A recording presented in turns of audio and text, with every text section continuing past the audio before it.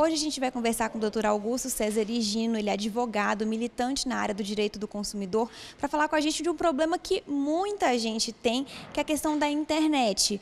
Doutor, às vezes a gente contrata um pacote para nossa casa, para o trabalho de banda larga e os problemas começam a aparecer. O que a gente pode fazer, por exemplo, no caso da internet não está funcionando, constantes quedas, é possível a gente ter uma redução na conta? O que o consumidor pode fazer?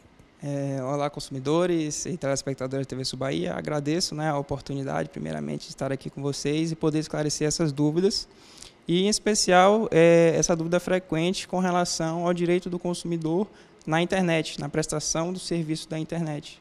Vale ressaltar, de plano, a importância que tem o consumidor saber de que isso é uma relação contratual. Existe uma relação entre as partes de um contrato. Esse contrato, muitas das vezes, se não a maioria das vezes, ele é um contrato de adesão. O que seria esse contrato de adesão?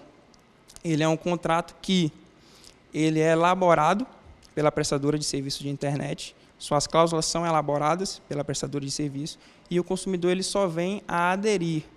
Lembrando que esse contrato ele está regulado também, eles têm que atender às normas de defesa do consumidor, para que se evite práticas abusivas, na questão desses direitos, para que não diminuam os direitos dos consumidores, porque senão essas cláusulas elas são consideradas nulas de pleno direito.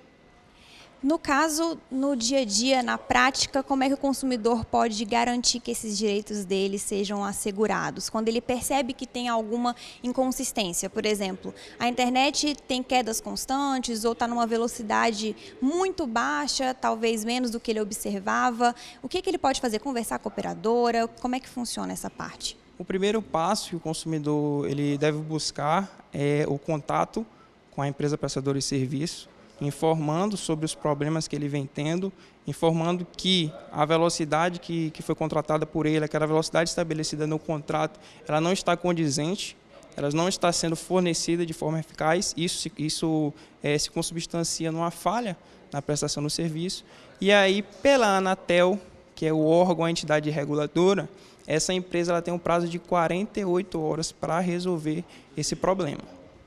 Doutor, caso a internet fique fora do ar, a pessoa contrata ali esse serviço, paga pelo mês, pelos 30 dias, se ela ficar alguns dias sem internet, ela continua tendo que pagar o valor integral ao fim do mês ou ela tem como ser ressarcida ou ter um abatimento na conta?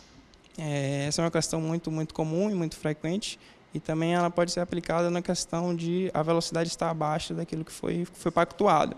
Então, tem o consumidor, sim, o direito ao ressarcimento desses valores. Como é feito isso? Por ser uma questão específica, existe essa agência reguladora, que é a Anatel, Agência de Telecomunicações. Então, ela fixa que, se fica por mais de 30 minutos, essas frações elas começam a ser consideradas e aí, proporcionalmente, vai ser abatido. No caso de horas, que fique horas, esse valor vai ser abatido.